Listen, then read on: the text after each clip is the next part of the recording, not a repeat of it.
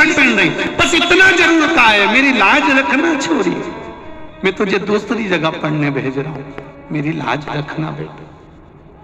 उसने कभी मना नहीं करा। लोग उसको कहते थे माहौल गंदा है मत भेजो, वो कहता था मेरी बेटी है, मुझे नाज है, वो मेरे को कभी उंगली नहीं उठाने देगी, ये मुझे विश्वास,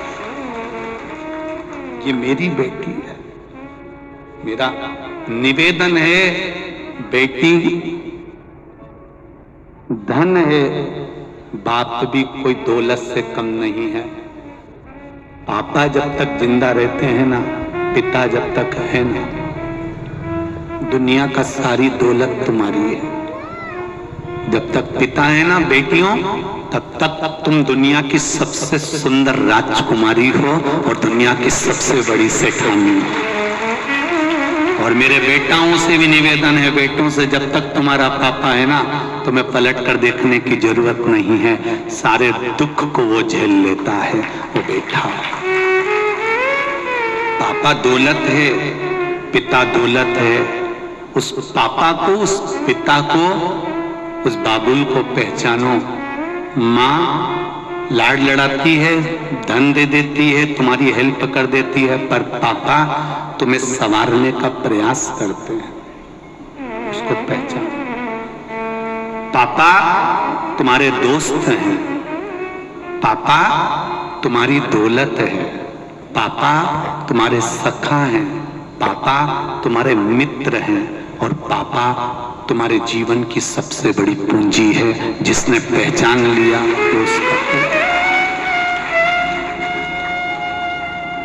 जिस दिन पिता चला जाए उस दिन समझ लेना दुनिया की सारी दौलत तुमसे छुड़ा ली गई है।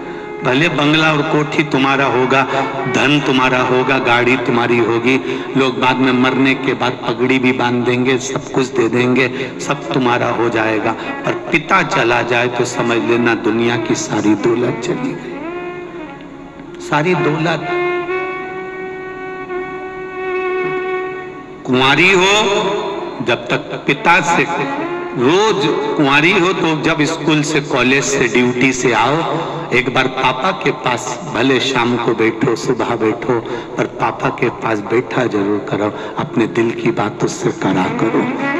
मेरा बेटों से भी निवेदन है, जब तक विवाह नहीं होता तब तक प्रयास करना अपने पापा के पास थोड़ी देर बैठना जरूर, बैठो उसके पास। शादी हो जाए, बहुओं को भी कहो पिता है मेरे, मेरी दौलत है मेरा पापा, मेरी दौलत मेरा बाबूल है। सवर्ण ताप्ती मां को लेकर गए, राजमहल में नहीं पहुंचे, वन में रहे। क्यों? राजा सवर्ण अपने नगर में क्यों नहीं जाते हैं? ऐसा राजा सवर्ण को क्या तकलीफ हो गई जो अपने नगर में नहीं जा रहे, अपनी धर्म पत्नी को लेकर वन में रह रहे हैं?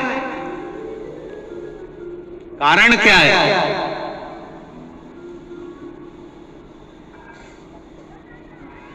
यहां सिद्ध करा गया